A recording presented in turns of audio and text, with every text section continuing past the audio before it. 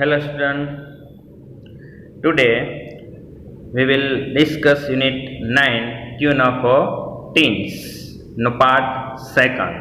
વિદ્યાર્થી મિત્રો, આજે આપણે યુનિટ 9 ટ્યુન ફોર ટીન્સ નો પાર્ટ સેકન્ડ ભણવાના છે. આપણો ફર્સ્ટ પાર્ટ છે એ લાસ્ટમાં આપણે જોયું હતું કે મંજુસોફનો પરિચય થયો ત્યાં સુધી આપણે જોયું હતું. નેક્સ્ટ આગળ કહે છે, ઇન ટુડેઝ ગ્લોબલાઇઝ વર્લ્ડ. ટુડેઝ આજના ગ્લોબલાઇઝ વર્લ્ડ એટલે વૈશ્વિક દુનિયામાં ડિસ્ટન્સ એટલે અંતર, ઇઝ હાર્ડલી ભાગ્યે અ બેરિયર એટલે અડચણ છે ઇન કોમ્યુનિકેશન વાતચીત કરવામાં. કે આજે વૈશ્વિક વર્લ્ડની અંદર વાતચીત કરવામાં અંતર છે, ભાગ્યે જ અડચણ ઊભું થાય છે. એટલે કે તમે કોઈ પણ દુનિયાના ખૂણે આજે ઇન્ટરનેટનો સમય છે, વાતચીત તમે સરળતાથી કરી શકો છો. વી હેવ પ્રોફેસર રે મેકી. આપણી સાથે પ્રોફેસર રે મેકી છે online from university of Edinburgh. જે એડિનબર્ગ યુનિવર્સિટીના પ્રોફેસર ઓનલાઈન આપણી સાથે છે. Who may bring in this international experience. Who may bring એટલે લાવવું. ઇન ઇઝ ઇન્ટરનેશનલ એક્સપિરિયન્સ એના આંતરરાષ્ટ્રીય અનુભવો. Working with student and parents. વિદ્યાર્થીઓ અને વાલીઓ સાથે કામ કરવાના આંતરરાષ્ટ્રીય અનુભવો છે એ આપણી સાથે શેર કરશે. આઈ વેલકમ યુ ઓલ. હું તમારા દરેકનું સ્વાગત કરું છું. અને વિથઆઉટ એની ફર્ધર ડીલે એટલે આગળ કોઈ પણ પ્રકારનો વધારે મોડું કર્યા વગર I now invite student and parents to raise question. હું વિદ્યાર્થીઓ અને વાલીઓને તેના પ્રશ્નો પૂછવા માટે આમંત્રણ આપું છું. લેટ્સ અગેન જોઈએ. ઇન ટુડેઝ ગ્લોબલાઇઝ વર્લ્ડ, કે આજે વૈશ્વિક દુનિયામાં ડિસ્ટન્સ ઇઝ હાર્ડલી અંતર છે ભાગ્યે જ અ બેરિયર એટલે અડચણ ઇન કોમ્યુનિકેશન વાતચીત કરવામાં. કે આજે વૈશ્વિક દુનિયામાં વાતચીત કરવામાં અંતર છે ભાગ્યે જ અડચણરૂપ થાય છે. વી હેવ પ્રોફેસર રે મેકી. આપણી સાથે પ્રોફેસર રે મેકી છે ઓનલાઈન છે ફ્રોમ યુનિવર્સિટી ઓફ એડિનબર્ગ યુનિવર્સિટીના professor. Who may bring in is international experience, કે જે પોતાનો આંતરરાષ્ટ્રીય અનુભવ working with student and parents, વાલીઓ અને વિદ્યાર્થીઓ સાથે કામ કરવાનો આંતરરાષ્ટ્રીય અનુભવ છે એ આપણી સાથે શેર કરશે. આઈ વેલકમ યુ. હું તમારા દરેકનું સ્વાગત કરું છું. And without any further delay, without વગર, એની એટલે કોઈ પણ, ફર્ધર ડીલે એટલે આગળ મોડું કર્યા વગર, આઈ નાવ ઇન્વાઇટ હું હવે આમંત્રણ આપું છું સ્ટુડન્ટ્સ એન્ડ પેરેન્ટ્સ વિદ્યાર્થીઓ અને વાલીઓને ટુ રેઇઝ ક્વેશ્ચન પ્રશ્નોત્તરી કરવા માટે. હવે ચારે મુખ્ય જે સલાહકારો છે એનો પરિચય આપ્યા પછી પ્રિન્સિપાલ કહે છે કે હવે આપણે ખોટો સમય વધારે વેડફ્યા વગર હું વિદ્યાર્થીઓ અને વાલીઓને જેને પ્રશ્નો પૂછવાના છે એ દરેક વ્યક્તિને હું આમંત્રણ આપું છું. હવે એક છોકરો, હવે પ્રશ્નોત્તરી ચાલુ થાય. અ બોય સેડ, એક છોકરાએ કીધું, hello sir. Namaste sir. I am Bharat from standard 10. હું ધોરણ 10માની અંદર અભ્યાસ કરતો ભરત છું. My question is to doctor Mansuri. મારો પ્રશ્ન છે ડૉક્ટર મંસૂરીની છે. હવે એક છોકરો છે તમારો જેવો, એ ડૉક્ટર મંસૂરીનો પ્રશ્ન. ડૉક્ટર મંસૂરી કોણ છે? સાયકોલોજીસ્ટ છે, મનોવૈજ્ઞાનિક છે. પ્રશ્ન કરે છે, I read almost 6 hours a day. હું વાંચું છું એલમોસ્ટ લગભગ 6 hours 6 કલાક અ ડે દિવસમાં. હું દિવસમાં લગભગ 6 કલાક વાંચું. જો આ તમારા પ્રશ્ન જેવો છે. તમે આપણે ઘણા તો મોસ્ટ ઓફ વિદ્યાર્થીઓ પ્રશ્ન ઘણું બધું વાંચું છું તેમ છતાં યાદ રહેતું નથી. આ ભાઈનો પ્રશ્ન પણ એવો જ છે. શું કહે છે કે એક દિવસમાં હું 6 કલાક વાંચું છું. ઇન્સ્પાયર્ડ ઓફ ધીસ એટલે તેમ છતાં, આ કાર્ય કરું છું તેમ છતાં, આઈ હાર્ડલી એટલે ભાગ્યે જ રિમેમ્બર યાદ રાખું છું એનીથિંગ કંઈ પણ વસ્તુ at the end of day દિવસ પૂરો થાય ત્યારે. કે ભાઈ હું દિવસમાં 6 કલાક વાંચું છું તેમ છતાં દિવસના અંતે મને ભાગ્યે જ થોડુંક યાદ રહે છે. ઇવન માય મારા મમ્મી પણ gives me મને આપે છે બ્રેઇન ટોનિક. બ્રેઇન ટોનિક છે એક યાદ શક્તિ વધારવા માટેનો ટોનિક. ટોનિક એટલે દવા, પાવડર, યાદ શક્તિ વધે. એટલે કે છે મારા મમ્મી પણ મને બ્રેઇન ટોનિક આપે, રેગ્યુલરલી, નિયમિત આપે છે. પરંતુ હાઉ કેન આઈ ઇમ્પ્રૂવ, હું કઈ રીતે વધારી શકું માય રિટેન્શન. રિટેન્શન એટલે યાદ શક્તિ. લેટ્સ અગેન, ખૂબ જ સરસ પ્રશ્ન છે, ફરીથી જોઈએ. અ બોય સેડ, એક છોકરાએ કીધું, hello sir, namaste sir, I am Bharat from standard 10.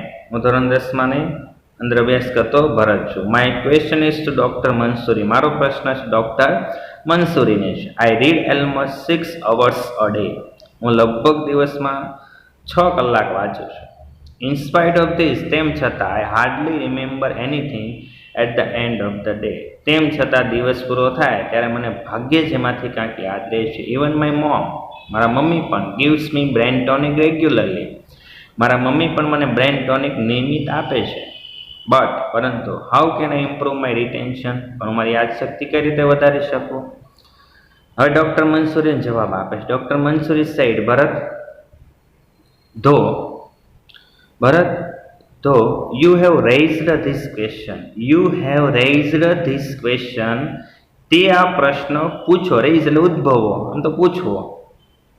તેમ છતાં you are not only one, કે તું માત્ર એકલો જ નથી, who faces this problem, કે જે આ સમસ્યાનો સામનો કરે. ભરતને એવું કહે છે કે ભરત, તે પ્રશ્ન પૂછો, પણ તેમ છતાં તું માત્ર એકલો જ નથી કે જે આ સમસ્યાનો સામનો કરે છે. આઈ એમ શ્યોર, મને ખાતરી છે કે there are many here એટલે ઘણા બધા વ્યક્તિઓ છે, who might be having the same question, કે જેઓને પણ કદાચ આ જ પ્રશ્ન થતો હશે. ટેલ મી, મને જણાવો, હાઉ મેની ઓફ યુ, તમારામાંથી કેટલા લોકોને હેવ ધ સેમ ક્વેશ્ચન, આ જ પ્રશ્ન છે. ડૉક્ટર મંસૂરી કહે છે, ભરત, તે જે પ્રશ્ન પૂછો એ પ્રશ્ન ખાલી તારે જ છે એવું નથી. આવી સમસ્યા ઘણા બધાને, મને ખાતરી છે કે આ પ્રશ્ન ઘણા બધાને થતો. સામે બધા ઓડિયન્સમાં પ્રશ્ન પૂછે છે અને કહે છે, ભાઈ મને જણાવો આ પ્રશ્ન કેટલા લોકોનો છે. મેની હેન્ડ્સ ગો અપ, ઘણા લોકોનો હાથ ઊંચો થયો. ઓલ રાઈટ, સારું. Have you heard of the Chinese proverb, ભરતને કહે છે, હેવ યુ હર્ડ, શું તે સાંભળ્યું છે ચાઇનીઝ પ્રોવર્બ, કે ચાઇનાની પ્રોવર્બ એટલે કહેવત, ચાઇનાની કહેવત છે, શું તે સાંભળી છે? શું કહેવત છે ચાઇનાની? આઈ હિયર, હું સાંભળું છું, એન્ડ આઈ ફોરગેટ, હું ભૂલી જાઉં છું. આઈ સી, હું જોઉં છું, એન્ડ આઈ રિમેમ્બર, હું યાદ રાખું છું. એન્ડ આઈ ડુ, હું કરું છું, એન્ડ આઈ અન્ડરસ્ટેન્ડ, હું સમજું છું. એટલે સાંભળું છું, ભૂલી જાઉં છું, જોઉં છું, યાદ રાખો, કાર્ય કરું છું તો હું સમજું છું. આ ચાઇનાની કહેવત છે. શું આ કહેવત તે સાંભળી છે? Let's again.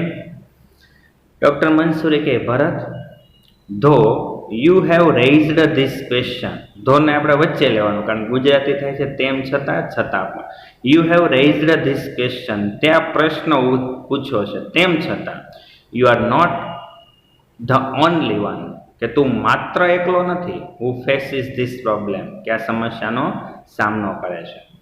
I am sure, મને ખાતરી છે કે ધેર આર મેની હિયર, અહીંયા ઘણા બધા એવા લોકો છે, who might be having the same question, કે જેઓને પણ કદાચ આ જ પ્રશ્ન ઉદ્ભવતો હશે. ટેલ મી, મને જણાવો, how many of you have the same question, તમારામાંથી કેટલા લોકોને આ જ પ્રશ્ન ઉદ્ભવે છે? મેની હેન્ડ્સ ગો અપ, ઘણાના હાથ ઊંચા થયા. ડૉક્ટર મંસૂરી કે, ઓલ રાઈટ, સારું. Have you heard of the Chinese proverb, ભરતને કહે છે, શું તે એક ચાઇનાની કહેવત સાંભળી છે? શું છે કહેવત?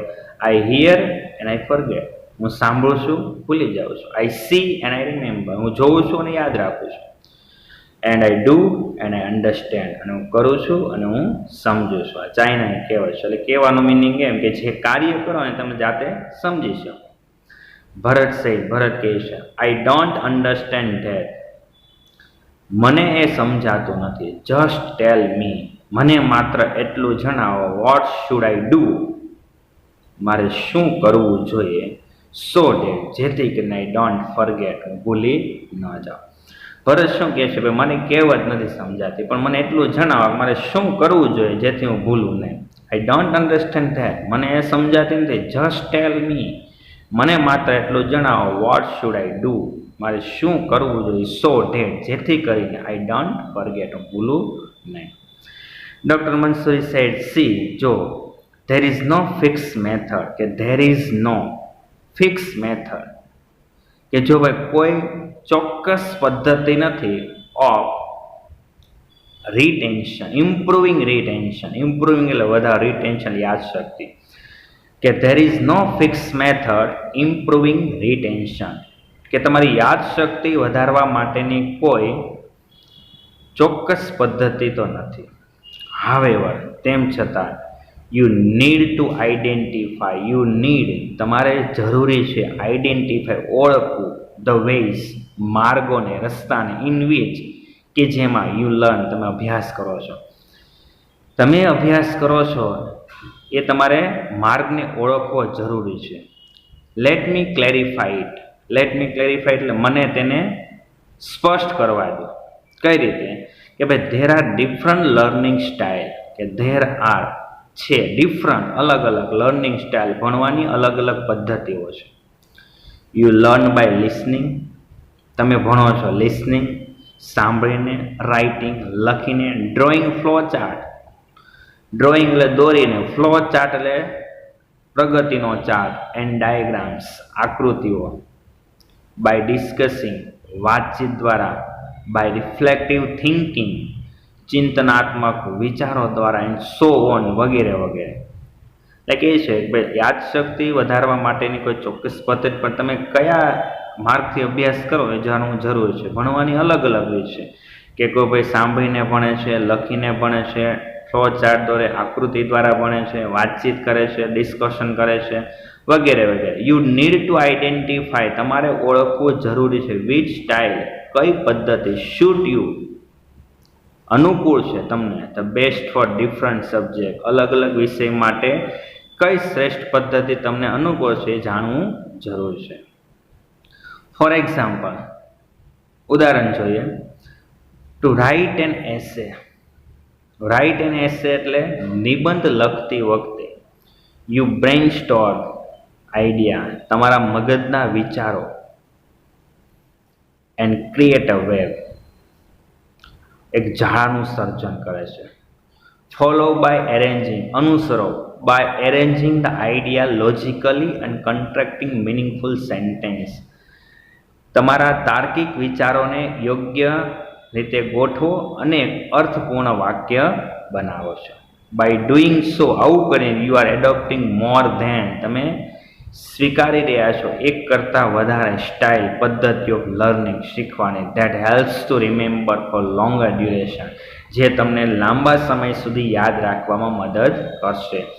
That will help you in improving retention, આ તમને તમારી યાદશક્તિ વધારવા માટે મદદ કરશે. And Bharat, now stop taking brain tonic, Bharat તો બ્રેન ટોનિક લેવાનું બંધ કર, they simply do not work anyway, તે સામાન્ય રીતે કોઈ પણ સંજોગોમાં કામ કરતી નથી. લેટ્સ અગેન જોઈએ.